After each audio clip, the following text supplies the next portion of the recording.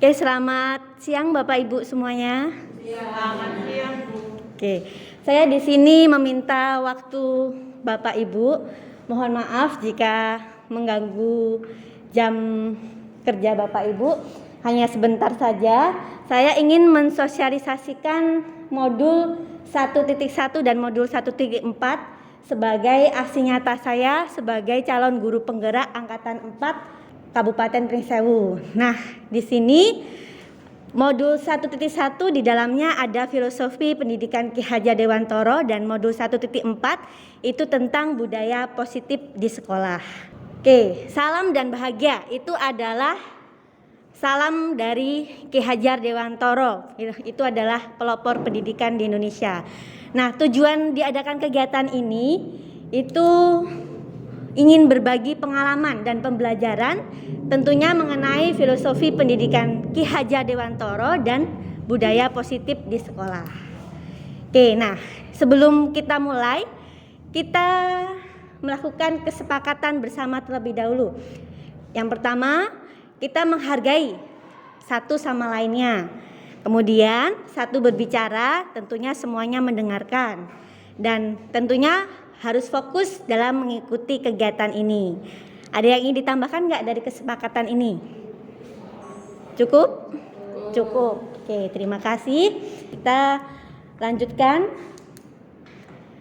dari modul 1.1 Dasar-dasar pendidikan Ki Hajar Dewantoro.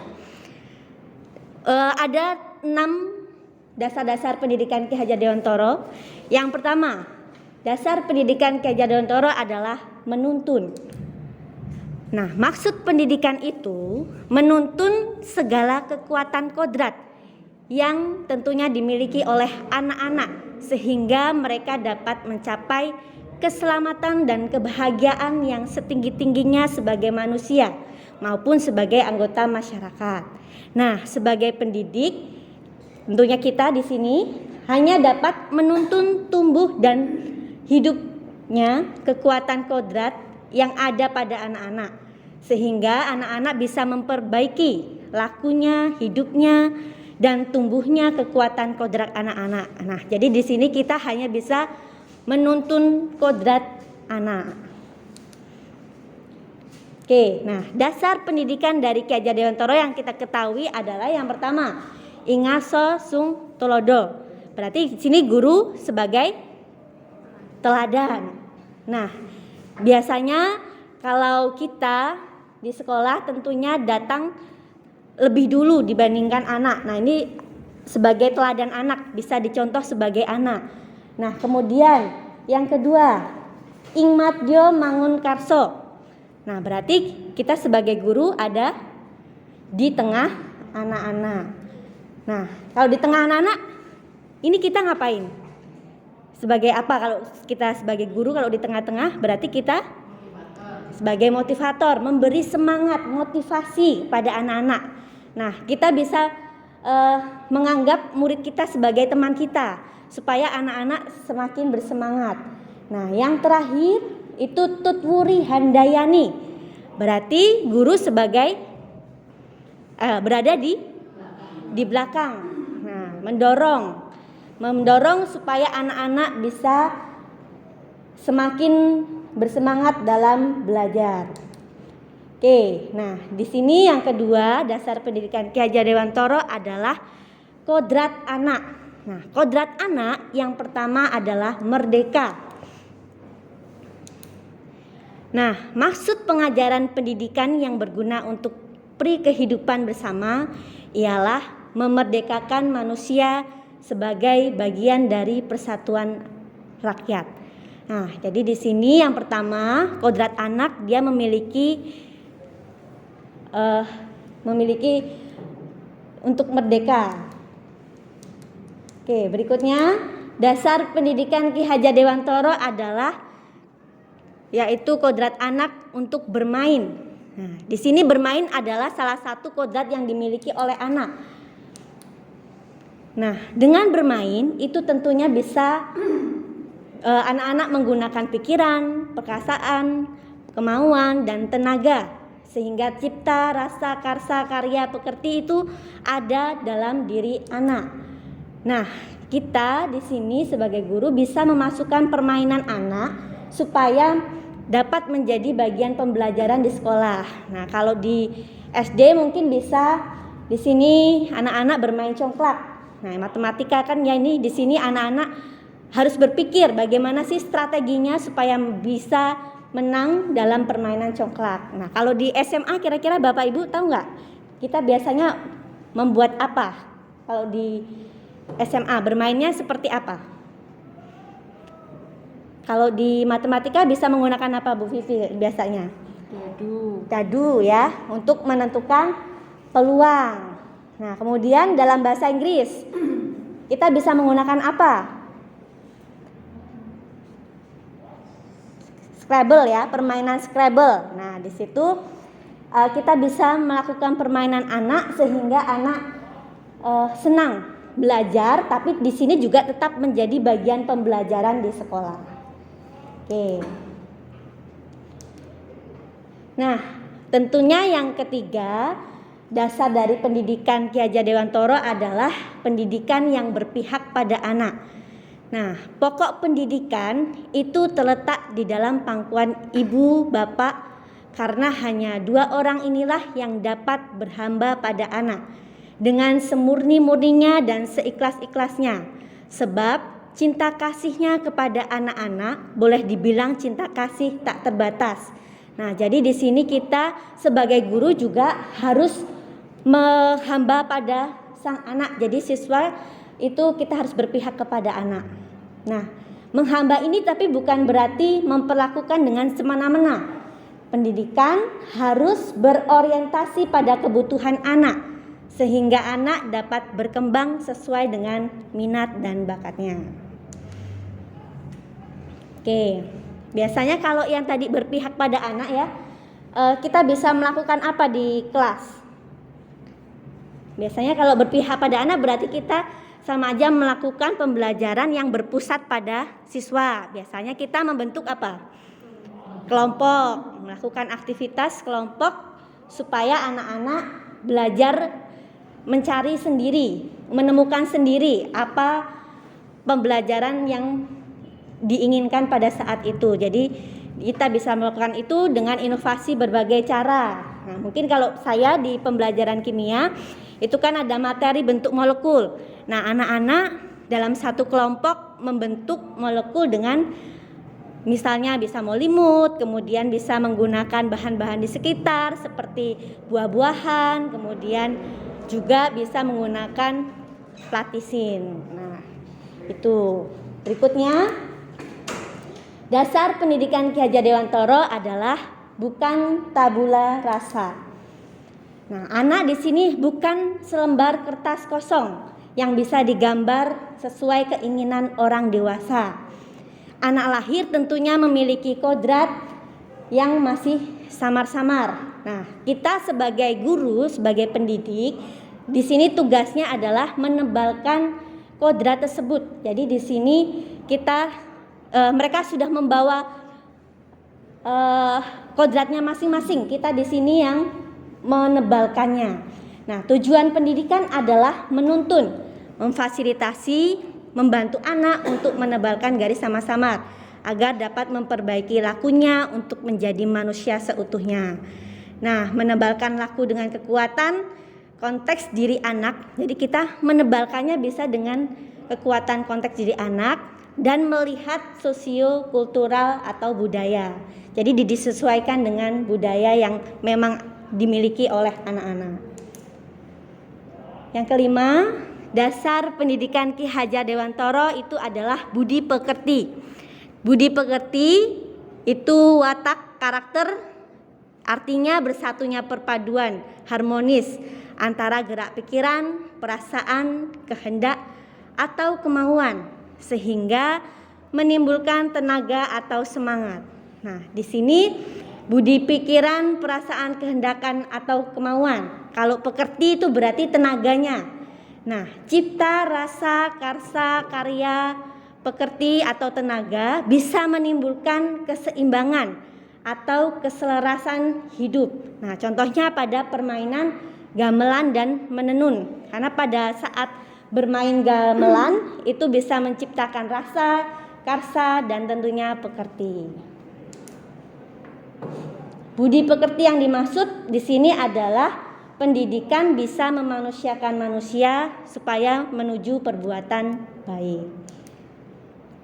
Oke, dasar pendidikan Ki Hajar Dewantara yang keenam itu adalah petani atau tukang kebun kehidupan. Di sini seorang petani dalam hakikatnya sama kewajibannya dengan seorang pendidik seperti kita. Nah, petani itu menanam jagung. Misalnya dia bisa menuntun tumbuhnya jagung. Ia bisa memperbaiki kondisi tanahnya, memelihara tanaman jagung, memberi pupuk dan air, membasmi ulat-ulat atau jamur-jamur yang mengganggu hidup tanaman padi itu, dan lain sebagainya. Jadi dia merawat dengan penuh kesabaran supaya tanaman jagungnya itu menghasilkan yang baik. Nah, tapi perlu diingat di sini, kita menanam jagung jangan berharap mau menghasilkan anggur.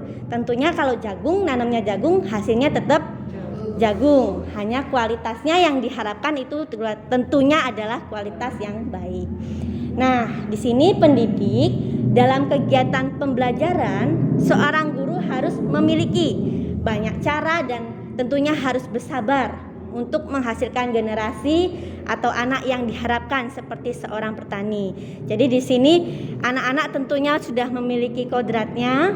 Nah, kita di sini itu tugasnya adalah merawat, kemudian mencari cara supaya mereka bisa mengembangkan potensi-potensi yang mereka miliki, sehingga potensi yang mereka miliki bisa menghasilkan sesuatu yang baik. Oke, nah relevansinya filosofi pendidikan Ki Hajar Dewantara. Nah, pendidikan itu tentunya menuntun segala kekuatan kodrat tadi ya, agar mereka mencapai keselamatan dan kebahagiaan. Nah, di Ki Hajar Dewantara itu menuntun, kalau di pendidikan abad 21, nah menuntun ini bisa diartikan seperti kolaborasi. Kolaborasi bisa antar teman, antar siswa, kemudian dengan komunitas praktisi dan lainnya. Nah, kemudian bisa kritis, reflektif, kemudian komunikasi, kreatif dan inovatif. Nah, selamat dan bahagia di abad 21 ini dikatakan dengan well-being. Nah, di sini yang kita lihat refleksi filosofi pendidikan Ki Hajar Dewantara. Pada masa lampau, pendidikan itu yang menuntun. Pada masa kini, pendidikan itu gotong royong, kolaborasi, reflektif, dan kritis. Nah, di masa depan nanti itu kita bisa menghasilkan murid yang humanis. Humanis itu berarti penuh kasih sayang, hati yang bersih, jujur, yang tentunya selamat dan bahagia, atau disebut dengan student well-being. Nah, kalau saat ini tentunya kita masih berada di masa kini, pendidikan gotong royong, kolaboratif, reflektif, dan kritis. Oke. Berikutnya yang ke-8, refleksi filosofi pendidikan Ki Hajar Dewantara. Nah, di sini guru dan murid berkolaborasi untuk menciptakan kedalaman rasa takjub dan kasmaran. Nah, kalau anak sudah takjub dan kasmaran, tentunya kalau mengikuti pembelajaran kita, mereka akan senang. Apa yang akan kita berikan pasti mereka akan paham, tidak perlu kita paksakan. Nah, secara spiritual, intelektual, dan sosial untuk mencapai keselamatan dan kebahagiaan sebagai manusia. Nah, siswa dan guru merdeka belajar yang berkolaborasi bersama menggali dan mengembangkan potensi siswa dan mengakomodasi karakteristik masing-masing untuk mewujudkan student well-being. Oke, itu dari modul 1.1. Oke, tentunya di sini Bapak Ibu di dalam kelas sudah melakukannya ya, Bapak Ibu ya. Nah, di sini hanya sharing aja materi. Nah, di sini untuk mengingatkan kembali mungkin ada filosofi Ki Hajar Dewantara. Nah, sekarang di modul 1.4 itu tentang budaya positif. Nah, di budaya positif ini yang akan kita pelajari itu perubahan paradigma belajar, kemudian disiplin positif, kemudian motivasi perilaku manusia, kemudian keyakinan kelas, kemudian kebutuhan dasar manusia, posisi kontrol, dan terakhir nanti ada segitiga restitusi. Nah, apa sih ini? Kita lihat ya. Nah, kita harus mengubah perubahan paradigma kita dari stimulus respon, kita berubah harus menjadi ke teori kontrol. Nah, di sini ada perbedaan antara stimulus respon dan teori kontrol. Nah, kalau di stimulus respon, di sini kita mencoba mengubah orang agar berpandangan sama dengan kita. Nah, di sini kita harus mengubah mindset kita menjadi ke teori kontrol. Di sini kita berusaha memahami pandangan orang lain tentang dunia. Yang tadinya kita berpikir perilaku buruk dilihat sebagai suatu kesalahan. Nah, kita harus mengubah menjadi semua perilaku itu memiliki tujuan. Jadi anak-anak melakukan walaupun salah, pasti dia punya tujuannya. Nah, kemudian yang awalnya kita berpikiran orang lain bisa mengontrol saya. Nah, kita harus berubah. Hanya saya yang bisa mengontrol diri saya. Nah, kemudian berikutnya, saya bisa mengontrol orang lain. Nah, di sini mindsetnya diubah. Anda tidak bisa mengontrol orang lain. Nah, pemaksaan ada pada saat bujukan gagal. Nah, diubah menjadi kolaborasi dan konsensus menciptakan pilihan-pilihan baru. Nah, model berpikir yang awalnya menang atau kalah diubah menjadi model berpikir menang-menang. Nah, di sini. Jadi kita harus mengubah paradigma kita ya dari yang stimulus respon menjadi teori kontrol. Di sini kalau di teori kontrol lebih positif dibandingkan yang stimulus respon. Oke, apa sih makna disiplin? Nah, disiplin diri itu membuat orang menggali potensinya menuju sebuah tujuan apa yang dia hargai. Nah, namun dalam budaya kita di Indonesia kadang mana disiplin ini berubah menjadi sesuatu yang dilakukan seseorang pada orang lain untuk mendapatkan kepatuhan. Biasanya kepatuhan terhadap peraturan. Nah, kecenderungan umum itu adalah menghubungkan kata disiplin dengan ketidaknyamanan, bukan dengan apa yang kita hargai atau pencapaian suatu tujuan mulia. Nah, ini makna disiplin. Nah, di sini ada motivasi perilaku manusia. Jadi sebenarnya manusia itu berperilaku ada motivasinya. Di sini ada 3. Yang pertama, untuk menghindari ketidaknyamanan atau hukuman. Nah, di sini apa yang akan terjadi apabila saya tidak melakukannya? Ini termasuk motivasi eksternal. Yang kedua, untuk mendapatkan imbalan dari orang lain atau institusi. Jadi motivasinya supaya mendapatkan imbalan. Apa yang akan saya dapatkan apabila saya melakukannya? Nah, ini motivasi eksternal. Nah, yang ketiga, motivasinya untuk menghargai diri sendiri, menjadi insan sesuai harapan kita. Ini motivasi internal. Nah, ini tujuan dari disiplin positif. Jadi kita harapannya dengan anak-anak bisa mencapai di yang motivasi yang ketiga, untuk menghargai diri sendiri, menjadi insan sesuai harapan kita. Oke. Nah, di sini ada lingkaran yang paling besar itu budaya positif. Nah, untuk mencapai budaya positif, di sini ada lingkaran-lingkaran kecil, berarti ada bagian-bagian di dalam budaya positif. Nah, yang pertama, budaya positif itu bisa terbentuk jika lingkungannya tentunya positif. Nah, lingkungannya positif bisa terbentuk jika di dalamnya ada keyakinan kelas. Nah, nanti kita akan pelajari keyakinan kelas itu seperti apa. Beda nggak dengan peraturan? Nah, di situ di dalam keyakinan kelas, di dalamnya ada peraturan kelas. Oke. Nah, di sini keyakinan kelas, hukuman, dan penghargaan. Nah, mengapa sih kok tidak peraturan saja? Kenapa ada kata-kata keyakinan? Nah, ada pertanyaan. Mengapa kita memiliki peraturan harus menggunakan helm bila mengendarai kendaraan roda 2? Nah, kalau misalnya berdasarkan, biasanya kalau ditanya seperti ini jawabannya apa? Takut ditangkap polisi, ya kan ya. Nah, tapi di sini itu kan peraturan berarti. Nah, keyakinan seharusnya kita menjawabnya dengan keyakinan. Karena untuk apa kita memakai helm? Nah, untuk keselamatan kita. Nah, di situ ada beberapa pertanyaan ya. Nah, itu prinsipnya sama.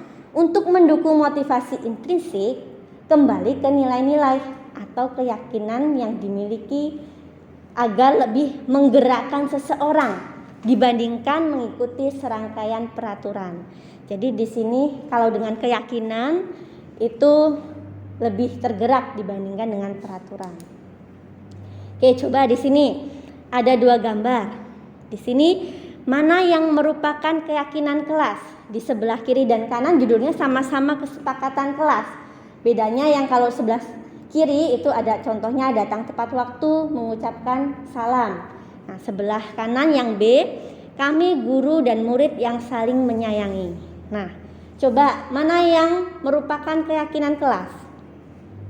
Yang A atau yang B? Yang B. Oke.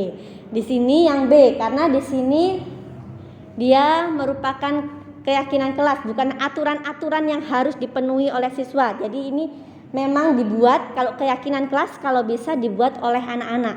Nah, kemarin saya juga sudah membuat di kelas saya, membuat keyakinan kelas. Nah, harapannya nanti Bapak Ibu semua bisa membuat keyakinan kelas.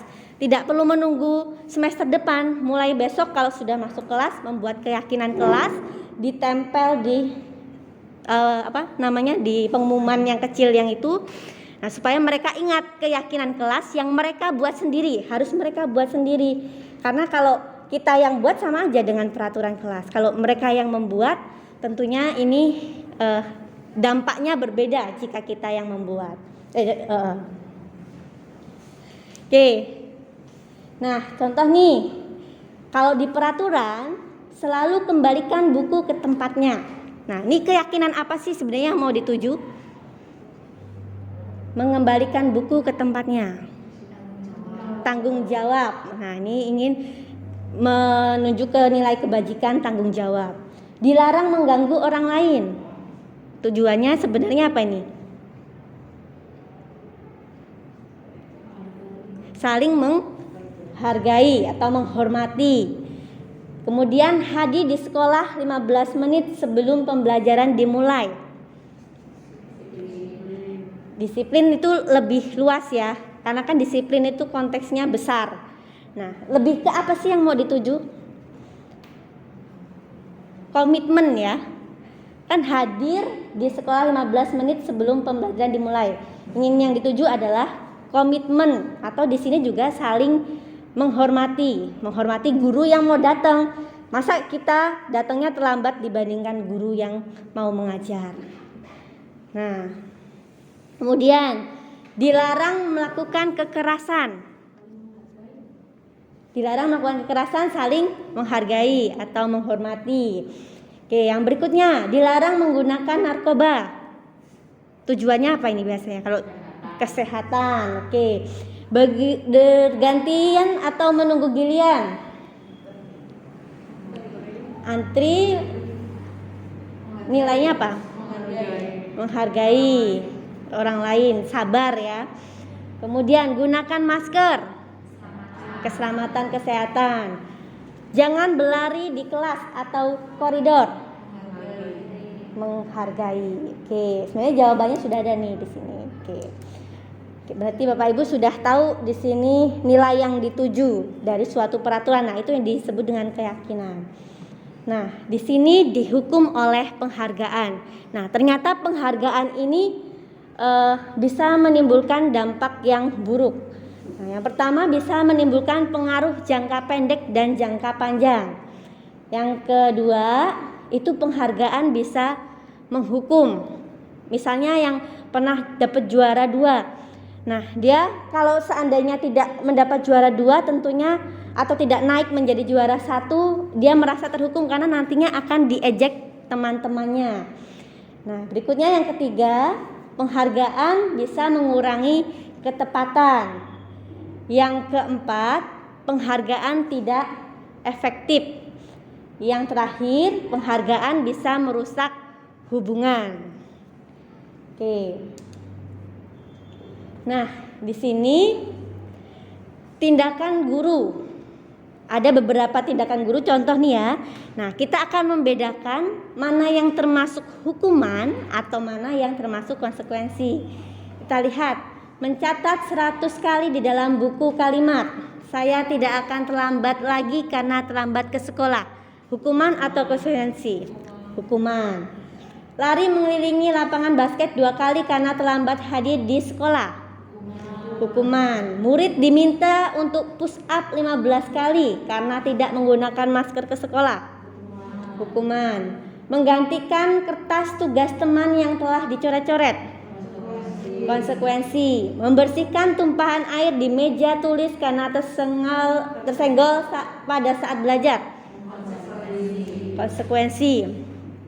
Murid disuruh untuk mengenakan sepatu seharian di sekolah karena tidak menggunakan sepatu hitam.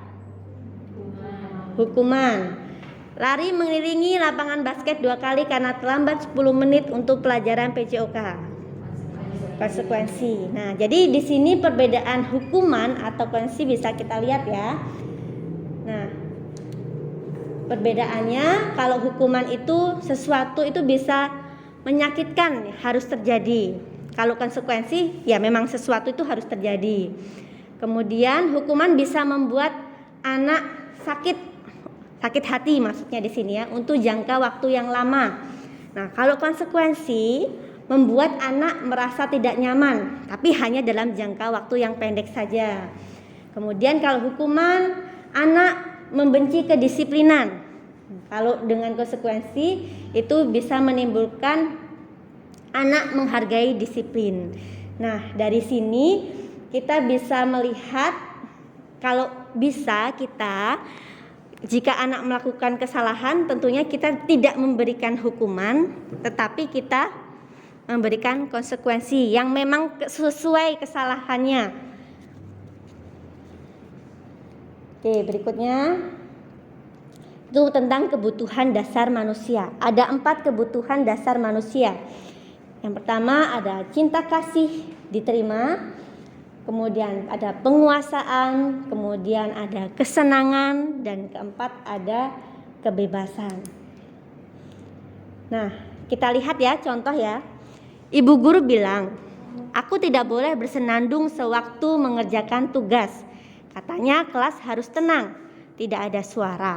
Padahal kan aku suka dan senang menyanyi. Kebutuhan apa yang anak ini harapkan? Apa? Di sini ada kata-kata tidak boleh bersenandung. Kira-kira anak bersenandung itu supaya apa sih? Senang kan ya, kalau bersenandung berarti ini dia butuh kesenangan. Yang kedua, ibu guru tidak menyapaku hari ini, padahal aku pakai jepit rambut baru. Apa? Ingin diperhatikan. Berarti tadi termasuk ke cinta, kebutuhan cinta. Kemudian di sini, aku bosan, masa belajarnya cuma gitu-gitu aja, dengerin ibu guru aja. Nah, ini apa? Kebutuhan apa? Kalau bosan itu berarti kebebasan. Oke, yang terakhir, aku sebel, gambarku tidak rapi, malah ibu guru nunjukin ke teman-temanku di depan kelas. Apa ini? Aku sebel. Nah, kita lihat yang tadi sebelumnya. Kebutuhan apa? Kalau aku sebel, Apa nih? Apa? Cinta kasih diterima ya. Oke. Berikutnya ada 5 posisi kontrol. Nah, di sini ada 5. Yang pertama itu ada penghukum yang warnanya merah. Kemudian ada pembuat merasa bersalah. Kemudian posisi kontrol sebagai teman, kemudian posisi kontrol sebagai pemantau, dan terakhir posisi kontrol sebagai manajer.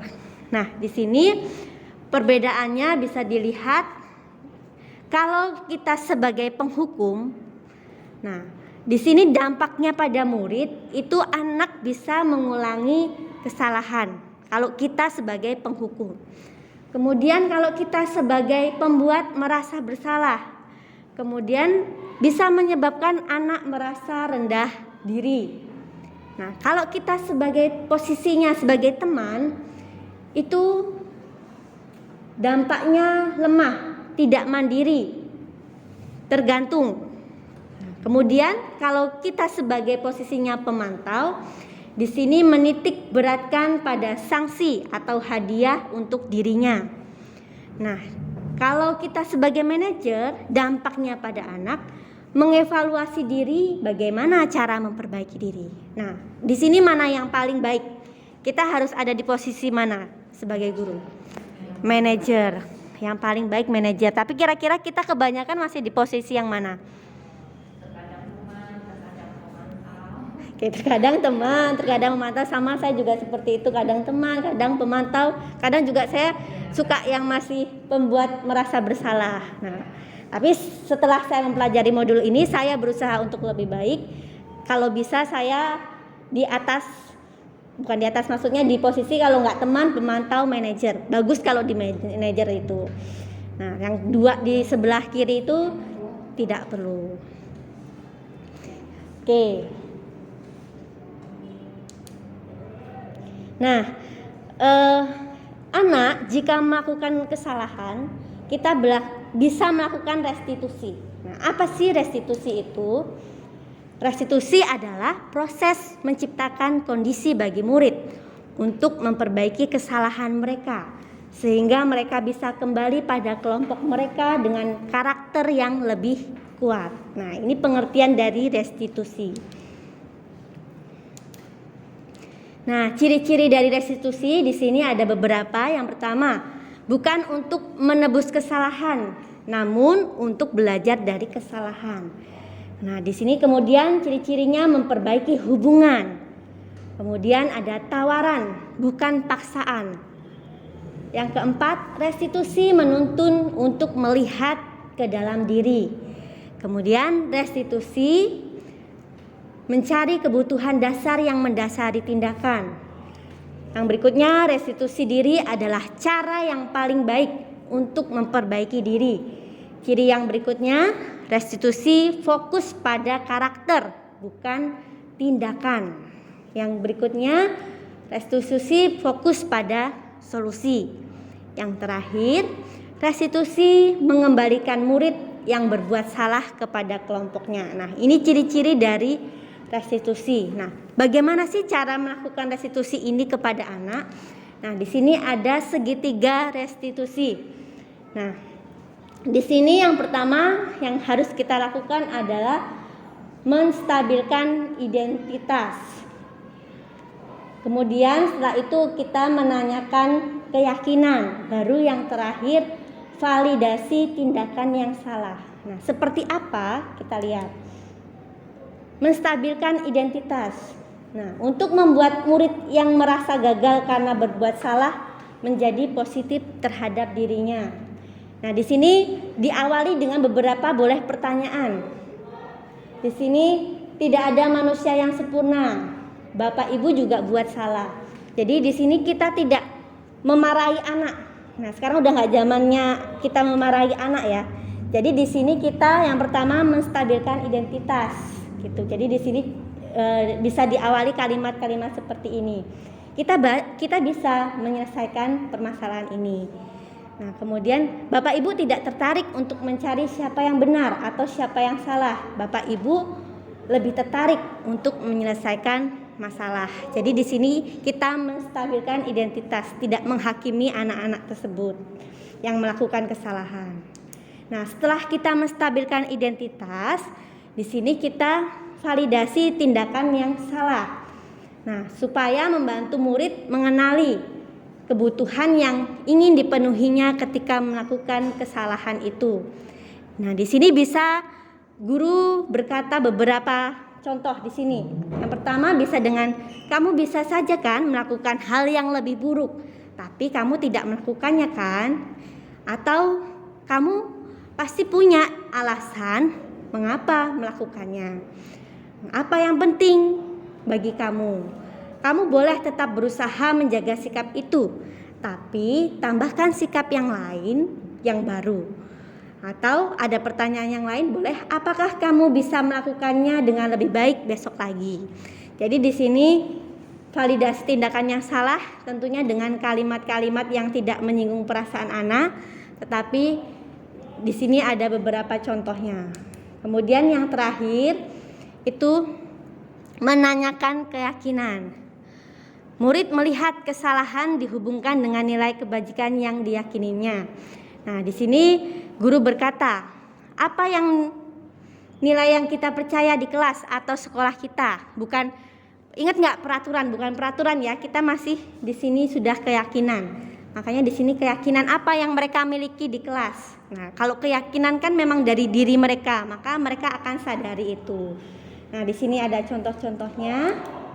Nah, terima kasih, selesai. Harapannya setelah mengikuti kegiatan ini, setelah kita sharing ya, bukan kita, sebenarnya saya, karena kan saya yang sudah mengikuti modul 1.1 dan 1.4 dalam pendidikan guru penggerak. Semoga bisa berbagi inspirasi dengan Bapak Ibu supaya bisa menghasilkan budaya positif di sekolah, di lingkungan kita, sehingga bisa menciptakan anak-anak yang selamat dan bahagia sesuai dengan filosofi Ki Hajar Dewantoro.